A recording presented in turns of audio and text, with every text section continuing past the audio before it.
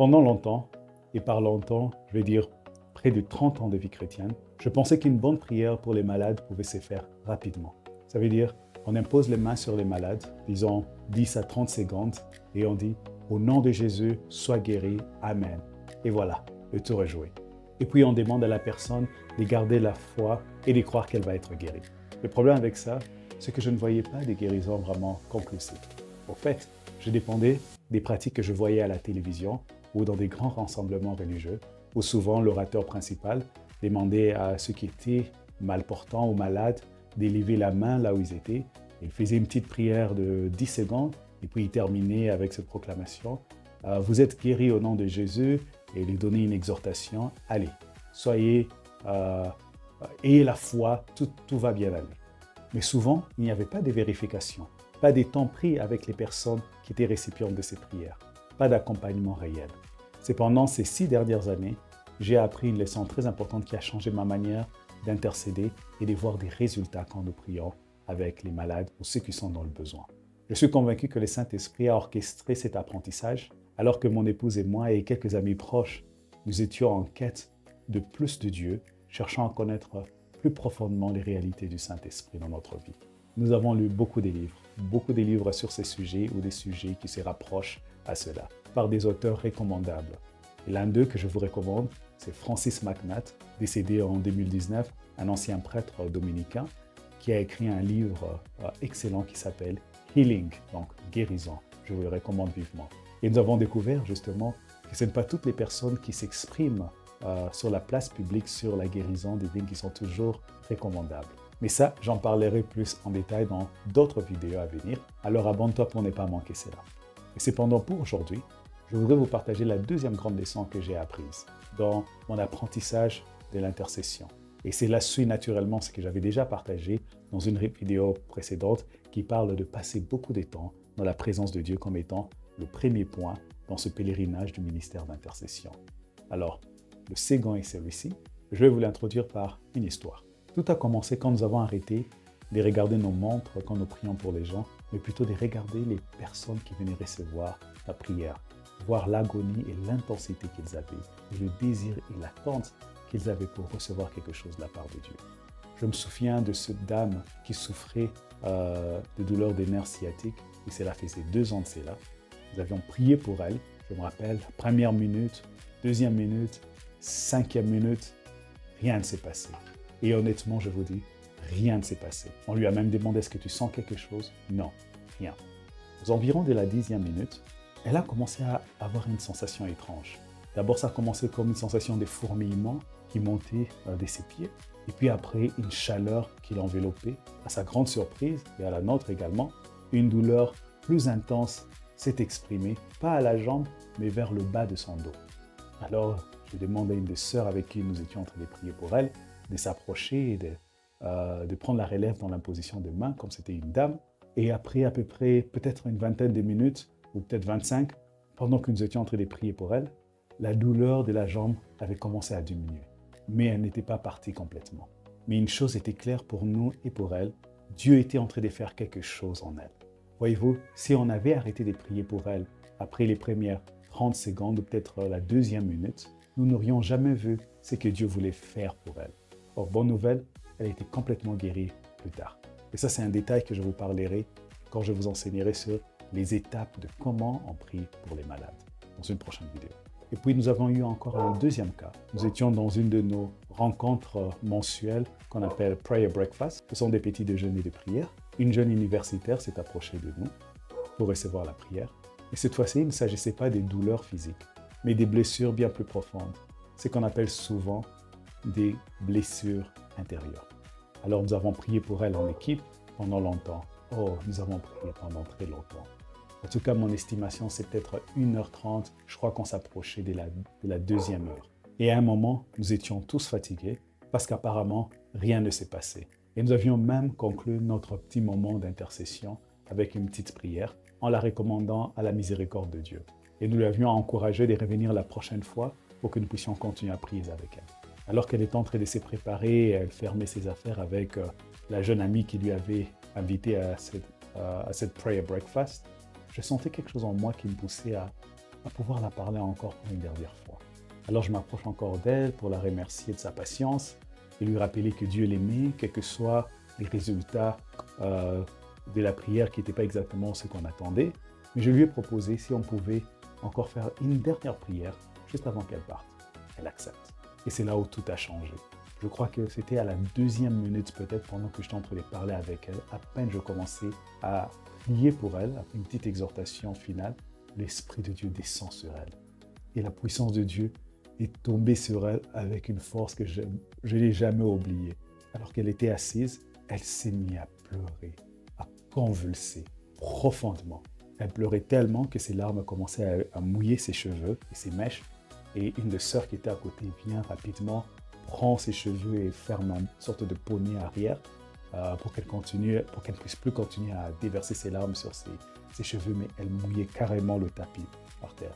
Et il était évident qu'elle venait de connecter avec Dieu. Et on ne sait pas comment, pourquoi, je n'avais pas dit quelque chose de différent que nous avions dit pendant les 2 dernières heures où nous avions passé du temps avec elle dans la prière et dans l'exhortation. Mais cette fois-ci, Dieu est en train de la toucher. Et tout ce que je pouvais faire, c'était l'accompagner, parce qu'il n'y avait plus rien à faire. Le Saint-Esprit avait pris contrôle. Envoyer sur elle un signe visible d'une œuvre puissante qui s'est passée intérieurement en elle, par la puissance du Saint-Esprit. Et cette 2e phase, où mon rôle était simplement d'accompagner ce que l'Esprit est en train de faire, nous a encore pris presque 30 à 45 minutes de prières avec elle. Et ce jour-là, je compris quelque chose par expérience. Le Saint-Esprit ne voulait pas simplement nous enseigner à prier pour les malades ou pour ceux qui sont dans le besoin profond.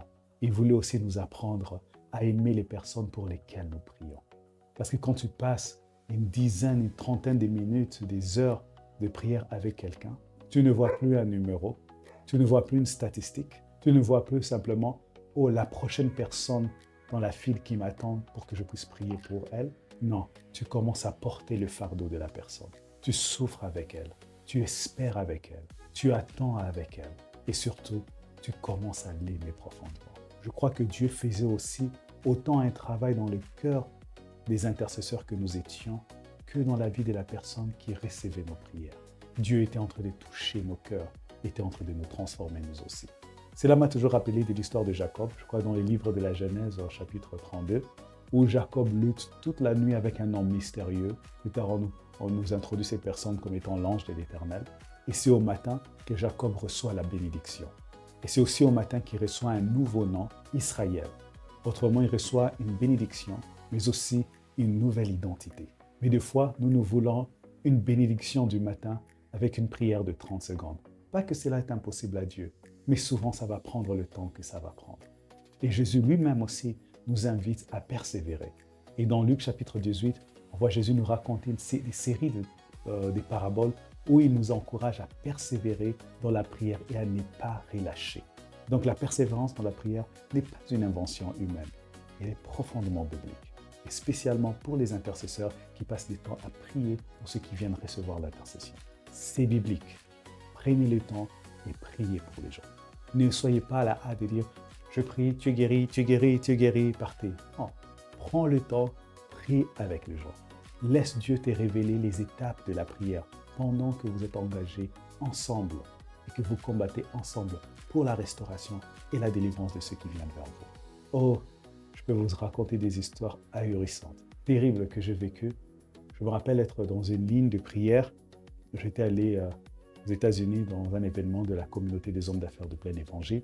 J'avais voyagé, je n'ai jamais oublié, et on demande à ceux qui voulaient recevoir la prière de venir. Sans même me demander ce que je voulais, l'orateur principal vient, nous appose les mains et dit « Dieu te bénit, il t'est guéri de toutes tes maladies, il te donne tout ce que tu as besoin, Amen, va. » Et il me pousse carrément pour que la prochaine personne vienne vers moi. Je dis « Je ne suis pas venu demander la guérison. » Dans ma tête, hein, évidemment, je dis « Je ne suis pas venu demander la guérison. » J'avais une autre requête, mais lui, il s'est mis à prier pour des trucs que je n'ai pas demandé. Il ne m'a même pas laissé le temps de passer. Il m'a posé, il a prié pour la prochaine personne. Je vois que lui, il regardait la file. Et je me rappelle quand je rentrais, j'étais à l'aéroport, j'ai dit « Seigneur », j'avais oublié, j'ai dit « Seigneur, si tu m'accordes cela », je crois que c'était en 2006. Ça a pris plus de 10 ans avant que je commence à découvrir ces réalités. Mais j'avais dit au Seigneur que quand moi je prierai pour les gens, je ne ferai jamais aux gens ce qu'on a fait sur moi. Je prendrai le temps d'écouter les gens. Et j'avais déjà commencé cette pratique même si je ne voyais pas encore les résultats que nous avons commencé à voir les derniers 6 ans. Prenez le temps de prier avec les gens. Prenez le temps d'écouter ceux qui s'approchent de vous. Dieu souvent va permettre que ça prenne du temps. Non pas parce que Dieu est difficile à convaincre, mais parce qu'il y a souvent bien plus d'enjeux quand nous prions pour les gens que nous le pensons.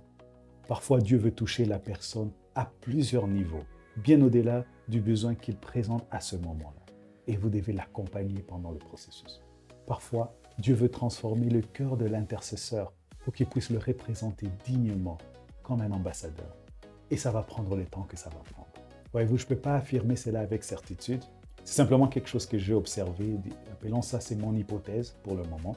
Je pense que Dieu souvent permet ce long moment de prière, souvent quand on commence dans le ministère de l'intercession et de prier pour les gens qui sont dans le besoin, Dieu veut nous enseigner à ne pas regarder les hommes et les femmes qui viennent le chercher comme juste des statistiques. Il veut qu'on puisse apprendre à les regarder au travers de ses yeux, comme des personnes précieuses à ses yeux, pour qui il est mort à la croix. Des personnes qui portent l'image de Dieu, créées à son image.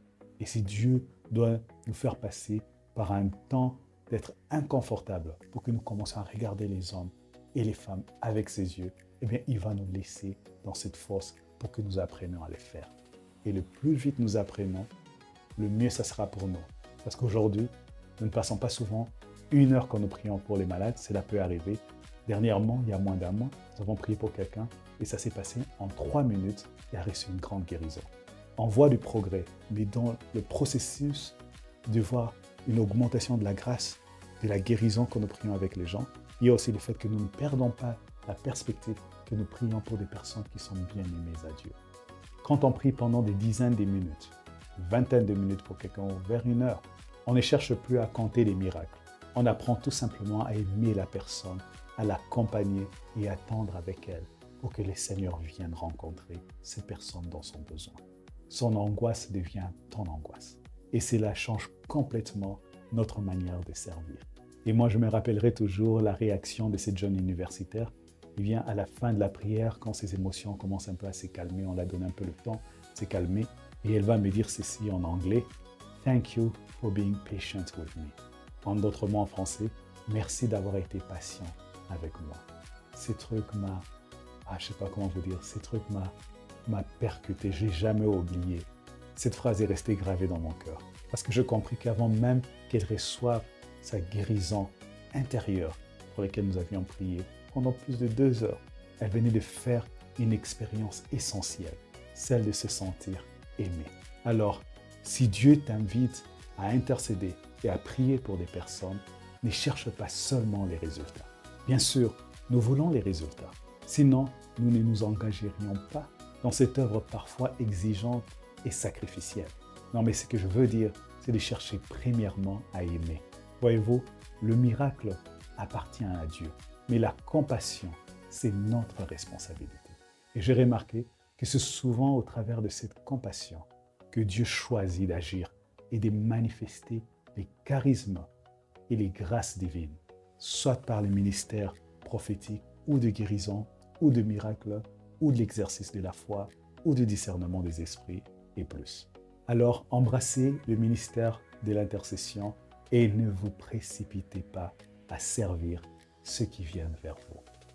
Prenez votre temps. En fait, nous avions même appris la leçon dans nos prayer breakfast pour que nous puissions servir les gens. Nous avons 1 heure où nous commençons et nous avons 1 heure exacte où nous terminons. Après l'heure exacte où nous terminons, après la bénédiction du prêtre qui demande que nous puissions partir, pour ceux qui veulent partir, ceux qui restent peuvent maintenant recevoir le moment de prière en long et à large, dépendant de l'état de leurs besoins. Nous avons appris de passer du temps à accompagner les gens à rencontrer le Seigneur Jésus. Que le Seigneur vous encourage également, que vous puissiez en faire de même pour ceux qui viennent sur votre chemin. Que Dieu vous bénisse.